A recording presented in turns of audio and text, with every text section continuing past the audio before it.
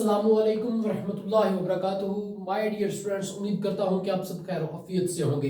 My dear students, आज के इस वीडियो लेक्चर में हम 12th का मैथमेटिक्स और चैप्टर नंबर 4 जिसका नाम है एनालिटिकल जियोमेट्री, उसकी हम एक्सरसाइज नंबर 4.1 कर रहे हैं।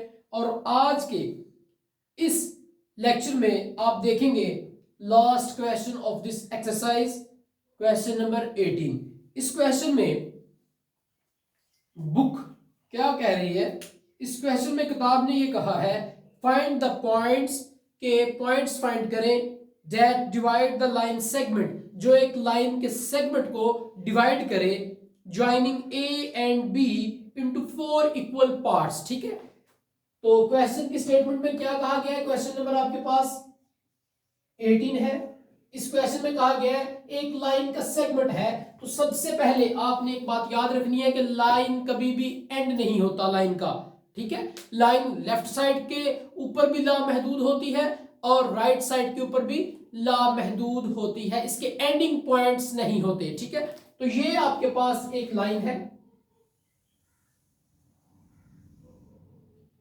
अब ये जो हेड है, या आप इसे एरो कह सकते हो, ये एरो इस चीज को डिनोट कर रहा है कि ये चीज कभी भी खत्म नहीं हो रही। ये मुस्बत, अगर मैं समझूं तो ये मुस्बत का लामहदूद पॉइंट है, या लामहदूद की तरफ इसका ये इंडिकेटर है, इशारा है, और ये माइनस की तरफ लामहदूद का इशारा है। ठीक है, अगर मैं प्लस माइनस की बात करूं, या आप अगर प्लस माइनस के कॉन्सेप्ट को पीछे छोड़ के आप ये बात करते हो, तो इसका मतलब है ये इस तरफ को जा रही है, एंडिंग पॉइंट नहीं कहीं हो रहा, और ये इस तरफ को जा रही है, एंडिंग पॉइंट नहीं। और अगर फर्ज करें ये तो लाइन है, फिर लाइन सेगमेंट से क्या मुराद कि लाइन का कोई एक हिस्सा ये खत्म हो जाता है, सेगमेंट खत्म होता है मगर लाइन खत्म नहीं होती। क्यों? कि सेगमेंट जो होता है is a part of line. ठीक है, not a line, is a part of line, ये लाइन का हिस्सा होता है। तो क्वेश्चन में वो क्या पूछ रहा है? क्वेश्चन में वो कह रहा है find the points that divide the line segment. कहता है वो पॉइंट फाइंड करो जो इस लाइन सेगमेंट को, यानी अगर ये मैं सेगमेंट लेता हूं, ये फर्ज करें ये सेगमेंट लेता हूं, तो इन सेगमेंट्स को ज्वाइनिंग करें ए और बी, ए और बी से ज्वाइन कर दे। ये देखें, इसका नाम ए रख दो और इसका नाम बी रख दो। अब इसके जो कोऑर्डिनेट्स उसने दिए हैं वो है x1 y1। ठीक है, अब जो इसके कोऑर्डिनेट्स दिए हैं वो क्या है? x2 और y2। ठीक है, ये एक सेगमेंट है जिसके एंड पे 2 पॉइंट ये हैं, इनटू 4 इक्वल पार्ट्स। कहता है वो पॉइंट्स फाइंड करें जो इस लाइन सेगमेंट को 4 इक्वल पार्ट्स में डिवाइड करें। अब देखिए, अगर मैं इधर एक पॉइंट लगाता हूं तो ये एक पार्ट हो गया जी, मेरे पास एक पार्ट 4 इक्वल पार्ट में कह रहा है जी। ये देखिए, ये 2 पार्ट्स, ये 3 और ये 4। ठीक है, अब जो ये पॉइंट है इसे मैं कह देता हूं C, और इसका x कोऑर्डिनेट और y कोऑर्डिनेट भी होगा क्योंकि पॉइंट है, और इसको मैं कहता हूं D है, इसका भी x कोऑर्डिनेट और y कोऑर्डिनेट, और इस पॉइंट को मैं कहता हूं ये है आपके पास E, तो इसका भी एक x कोऑर्डिनेट होगा, एक y कोऑर्डिनेट होगा। अब हमने बेसिकली मालूम क्या करना जी?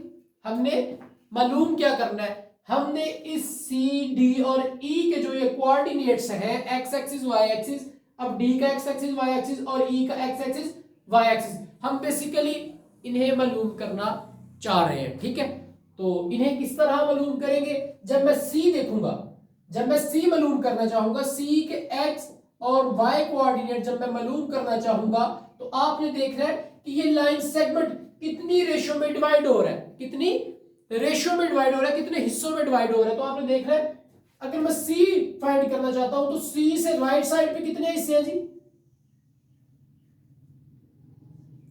3, और लेफ्ट साइड पे 1। तो आप कह सकते हो कि जब C फाइंड करना है तो C जो पॉइंट है वो इस सेगमेंट को 1:3 में डिवाइड करता है। तो इसे लिख सकते हो ऐसे 1:3। ठीक है, इसमें जो पहली होती है इसे R1 कह दो, और ये जो रेशियो है इसे R2 कह दो। समझ आ गई? उम्मीद करता हूं कि आपको यहां तक हर चीज क्लियर होगी। ठीक है, अब हमने जब ये कोऑर्डिनेट सी का एक्स और वाई मालूम करना है तो इसके लिए कोई फार्मूला भी होगा, तो उसे मैं कहूंगा रेशो फार्मूला। उसे मैं क्या कहूंगा? Ratio formula. ये देखिए, जब x का कोऑर्डिनेट फाइंड करना चाहूंगा तो क्या फार्मूला लगाऊंगा? r1 x2 प्लस r2 और फिर x1 divides bye r1 plus r2। इस तरह से x कोऑर्डिनेट फाइंड हो जाएगा, कॉमा लगाए। और अब y कोऑर्डिनेट लिखना है तो r1, देखिए r1 तो इधर x2 है, तो अब हमने y फाइंड करना है तो इधर y2 हो जाएगा, प्लस r1 हो गया तो आगे r2 आएगा, y2 हो गया तो इस तरफ y1 आ जाएगा, divides bye r1 plus r2। ये देखें, तो y कोऑर्डिनेट आपके पास इस तरह से फाइंड हो जाएगा। ठीक है, अब आपने x y लिख ले इज इक्वल r1 कितना जी? 1, और x2 कितना है वो हमें दिया नहीं, ये x2 है, तो x2 लिख ले, प्लस r2 कितना है? 3, x1 हमारे पास नहीं है तो x1 ही रहेगा, r1 1 प्लस 3। ठीक है, अब आपने देखना है इस चीज को, r1 कितना 1, तो y2 की तो वैल्यू मौजूद नहीं, r2 3 है और ये y1 ऐसे ही रहेगा, 1 plus 3। c is equal x comma y is equal x2 plus 3x1 over 4 into y2 plus 3y1 is equal divides bye 4। ठीक है, अब ये देखें जी, ये आपके पास फाइंड हो चुका है x के कोऑर्डिनेट। ठीक है, अब आपने बिल्कुल सेम एज इट इज आपने d के पॉइंट्स को फाइंड करना है। ये देखें dx y, जब इनके पॉइंट्स को आप फाइंड करेंगे तो क्या होगा?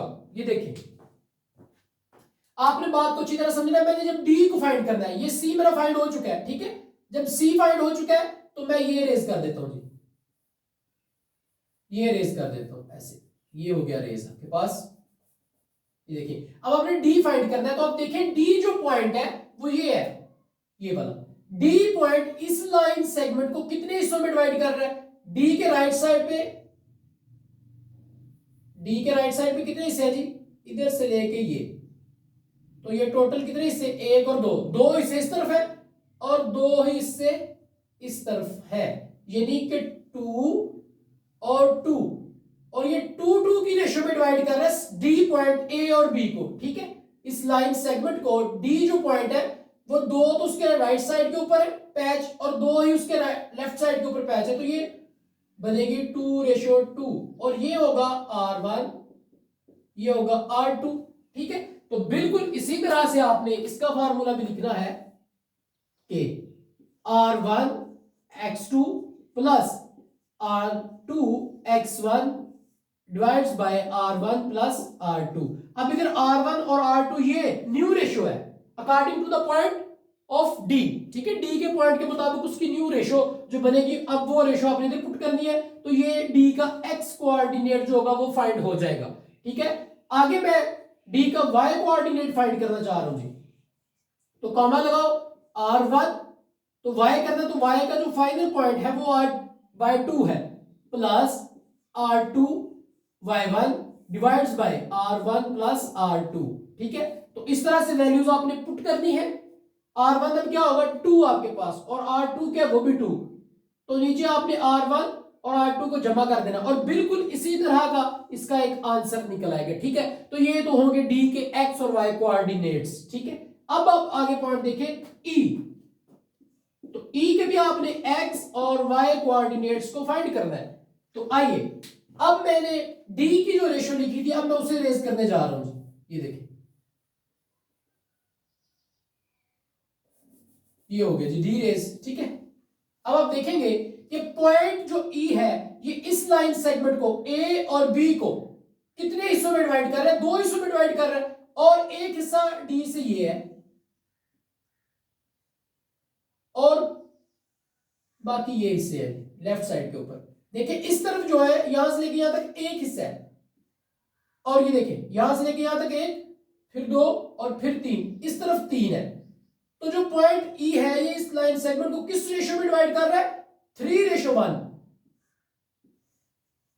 तो आप लिख सकते हो 3:1, ठीक है। और जो पहला R1 है रेशियो, ये दूसरा वाला R2 है। तो देखिए अब आप इसका न्यू एक एक्स और वाई कोऑर्डिनेट मालूम करने के लिए फार्मूला लिख सकते हो, इसे आप कहेंगे रेशियो फार्मूला, ठीक है। अब रेशियो में डिवाइड हो रहा है तो फिर रेशियो फार्मूला लगेगा।